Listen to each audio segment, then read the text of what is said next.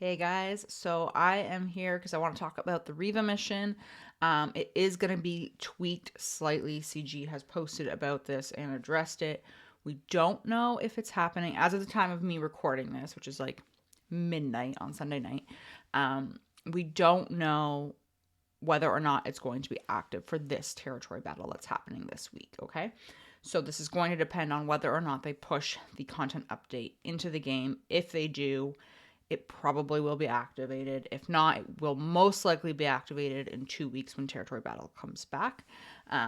But let's just talk about it. So basically, if you don't know, what essentially has been happening in the mission for the last 2 months is Jawa Scavenger was missing a tag on his own character. It was his self ID tag as Scavenger, which is why his unique wasn't working properly. That's why we weren't seeing as many thermals as what we thought we were initially going to see.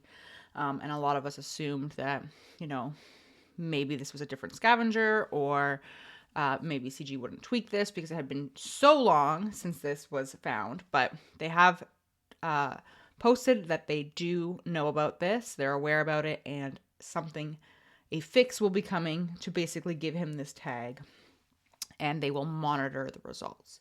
So this I want to go over is just kind of the initial thoughts on how the strategy is going to change, how your modding is going to change for this, because it is going to be harder with detonators out there everywhere with thermals.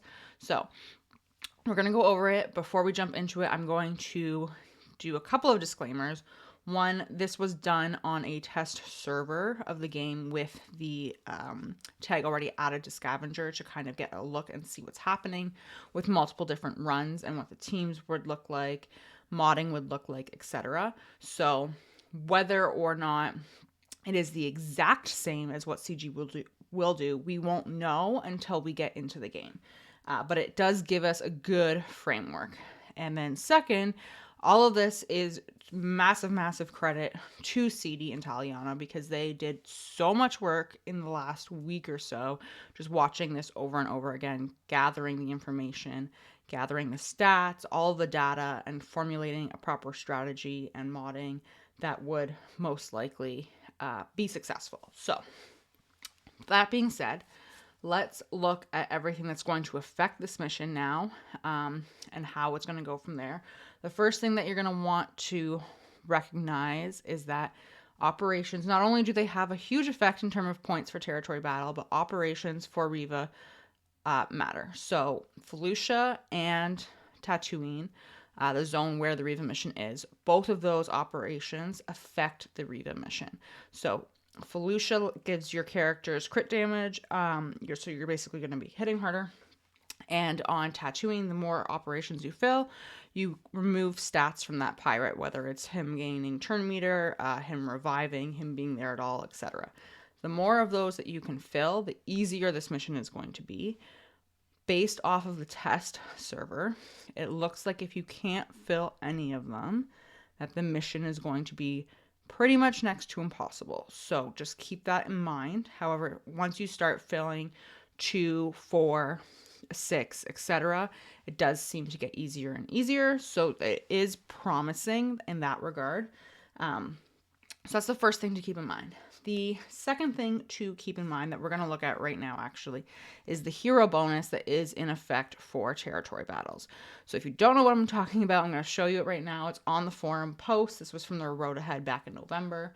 Dark side characters, specifically Grand Inquisitor and Second Sister, those are the ones we care about, because you have to use Grand Inquisitor in the Reva mission.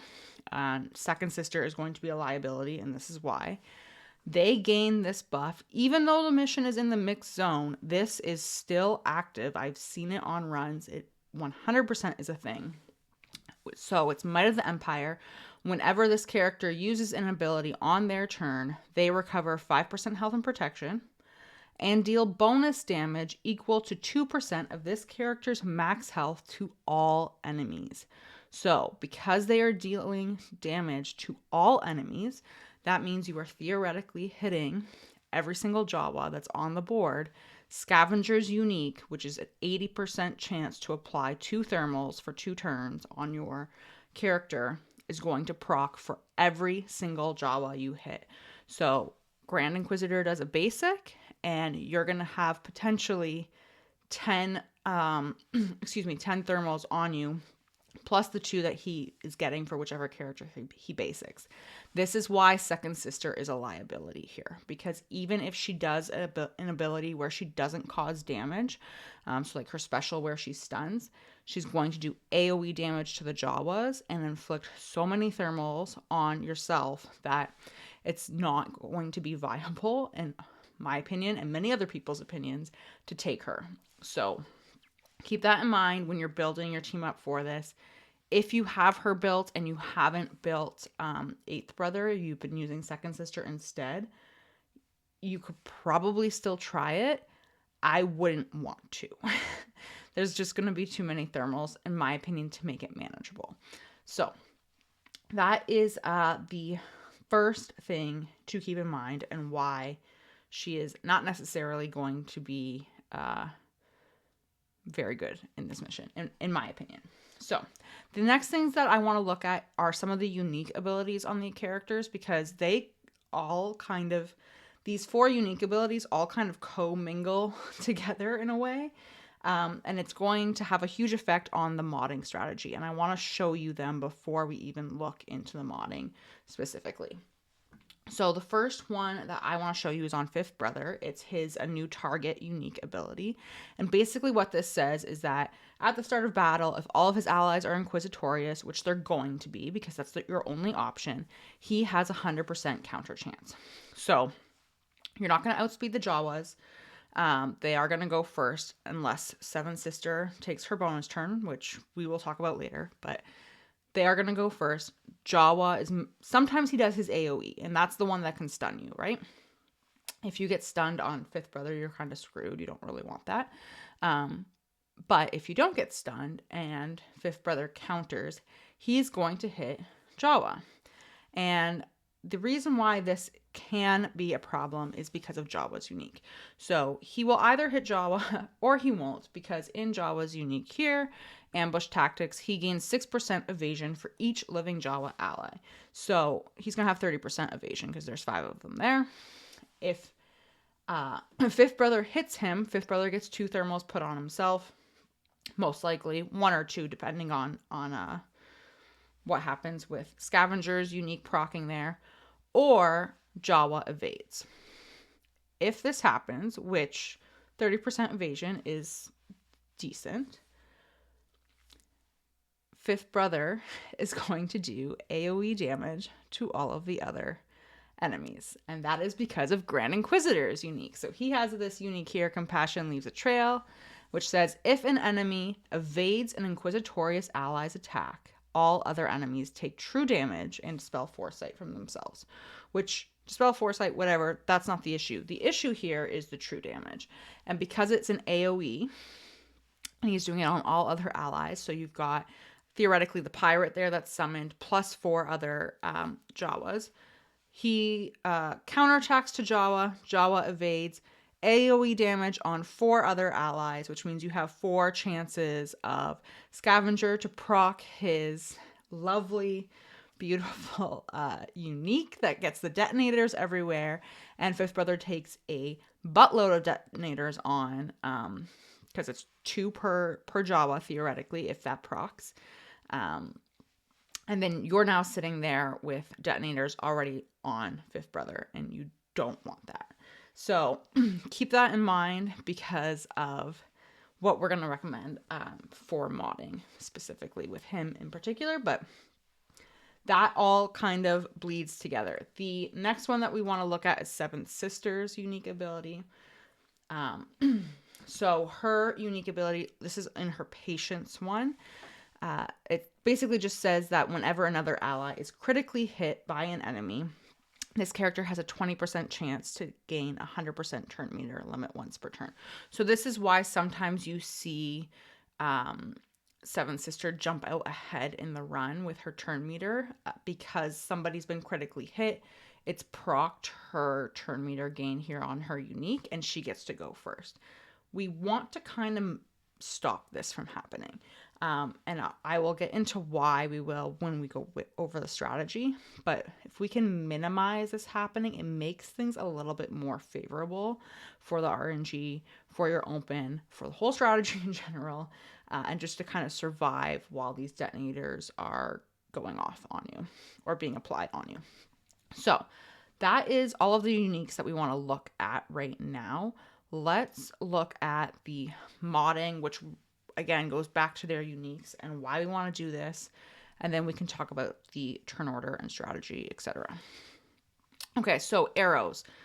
This again goes back to Jawa evading. So for Fifth Brother in particular, you want accuracy on him as your primary because you don't want Jawa to evade.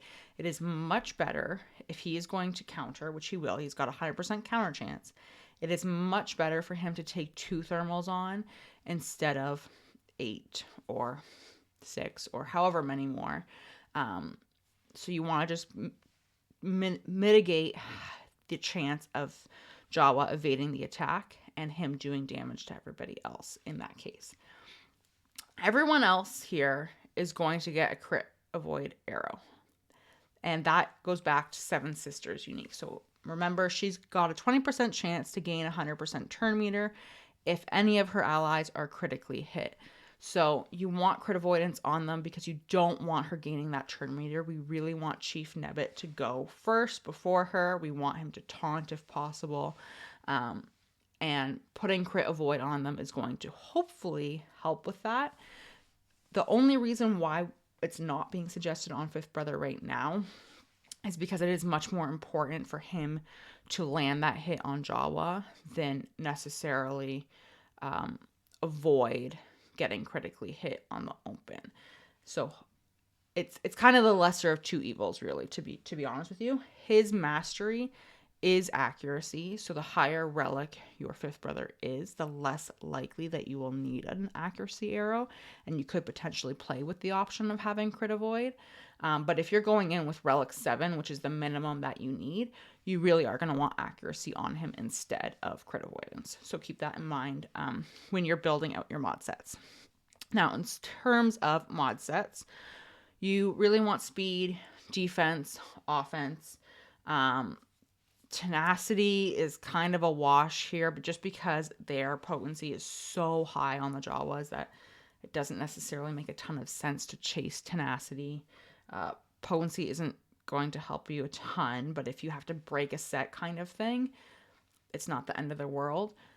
You absolutely do not want health sets, okay? Health is not going to help you here because thermals and thermal detonators and the dots from the planet modifier are all doing health damage or damage to you based off of a percentage of your max health. So the more health you have, the more damage they're doing.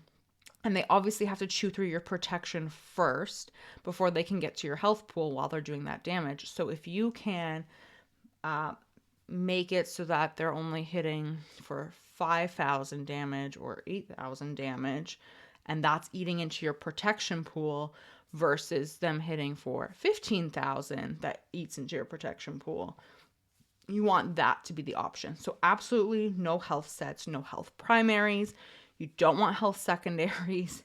Just no health. If you have to break a set, if you've got like the perfect mod, the perfect accuracy mod for Fifth Brother, for example, and it's on a health arrow, it's not necessarily the end of the world. Just don't complete the set to get the bonus, right? That's all you want to keep in mind. Okay, so let's have a look at turn order, and this will explain the strategy basically. So the first turn order you could do is Seven Sisters going to go first. Obviously, this is not the order you're putting them in because you want Grand Inquisitor lead, but first one would be Seven Sister first, followed by Grand Inquisitor, Fifth Brother, Eighth Brother, and then Ninth Sister. And this works really well if you get the optimal opening. So the optimal opening being that no one triggers Seven Sisters unique, so she doesn't go first. Jawa goes and does his whatever he's going to do. Fifth Brother might counter. Chief Nebbit is going to go. Fifth Brother might counter. and now Chief Nebbit has buffs on him that Seventh Sister can convert into Purge. So Seventh Sister takes her first turn and converts all of those buffs to Purge, and you hopefully are at 6 stacks of Purge at this point. The reason for that being, you do not want Grand Inquisitor moving until he can do his second special, Ready to Die, which lets you inflict torture on whichever character.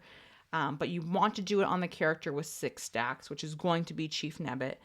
And you want the 6 stacks of Purge because that gives tenacity up to your entire squad, which will stop the thermals from Jawa Scavenger happening.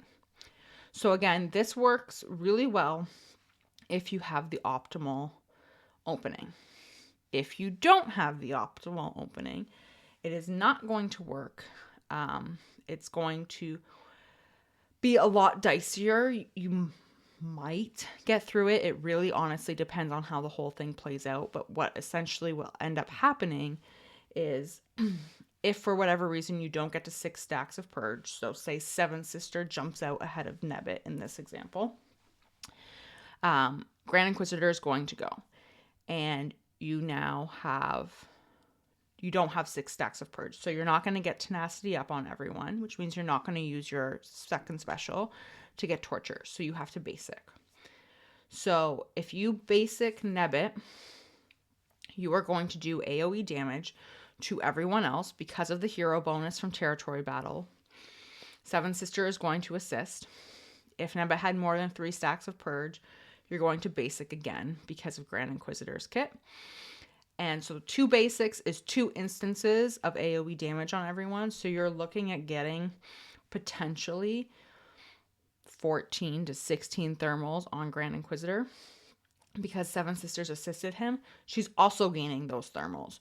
So you have potentially 14, let's say, on Grand Inquisitor and maybe 12 on Seven Sisters. She's not necessarily going to get the exact same number as Grand Inquisitor, but she's going to fall privy to the same clause where Scavenger's unique is proccing, and she's going to have it proc as many times for her as well. So she will also have a boatload of detonators on her. A workaround potentially for this would be to basic the pirate summon if that's available to you. It essentially would remove 2 to 4 maybe stacks of thermals. You'll still do AoE damage to all of the Jawas, but because you're hitting the pirate instead, the pirate himself doesn't count as a Jawa ally taking damage.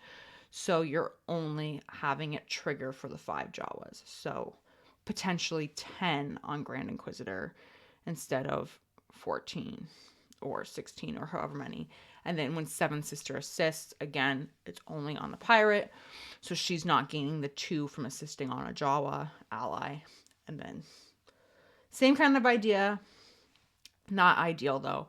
Essentially what happens there, after that happens, you have to get 6 stacks of Purge on Nebbit. So you are most likely going to basic with Fifth Brother next on Nebbit. If that happens to bring him to 6 stacks of Purge, Grand Inquisitor gets to go again, and because he'll get his bonus turn that way.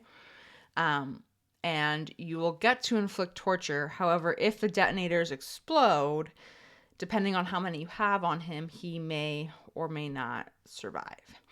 So you could inflict tenacity up here if he gets to take a turn.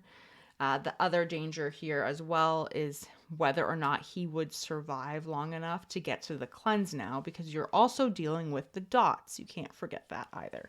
So again, it works in the optimal, it looks like it will work in the optimal opening, but if anything kind of goes sideways, which it looks like it happens in about 20-ish% of the runs, if I'm remembering CD Italiana's numbers correctly, which correct me if I am not, but about 20%-ish of them will not follow that opening. Then you're going to have some factors that you have to navigate through that aren't necessarily going to be easy breezy, beautiful cover girl type of things, right? So the second turn order option you can do is This one here. So this moves 8th brother into 2nd. So you go 7th, 8th, 5th, Grand Inquisitor, and 9th. And the reason why this one was suggested is because it helps mitigate that percentage of openings where, for whatever reason, you don't get 6 stacks on Nebbit before Grand Inquisitor is taking his turn. So essentially here, you're going to have 7th Sister inflict stacks on her first turn of Purge. 8th brother will be able to basic, because again, we do not want to do a single AoE at all with any of the Inquisitors, including 5th brother, until Grand Inquisitor gives them all tenacity up with his special. So again, you're going to basic with 8th brother, 7th sister assists, you get some more purge that way. 5th brother can basic, 7th sister assists, etc. In between there, if you hit 6 stacks of purge, Grand Inquisitor just jumps the line because he gets his bonus turn. He gets 100% turn meter. So say you hit it after 8th brother's turn, 5th brother gets to wait because Grand Inquisitor takes his turn. You're going to inflict torture now on Nebbit, get tenacity up on everyone, and then 5th brother gets to go. And that is when you get to do your AoE here to dispel the stealth off Scavenger. Once you have tenacity up on everyone, that is when you dispel the stealth, and then you are going to go all in on Scavenger and kill him before tenacity up expires, which you have for 2 turns. So if you can make that happen, then you are, quote unquote, off to the races here. Can proceed as relatively normal and make your way through the rest of the wave and into the second wave with Kenobi. The downside to this turn order is that it does slow Grand Inquisitor down a little bit, which can be tricky if you are trying to manage cleansing the dots, or even in the second wave, just going up against Jedi Master Kenobi.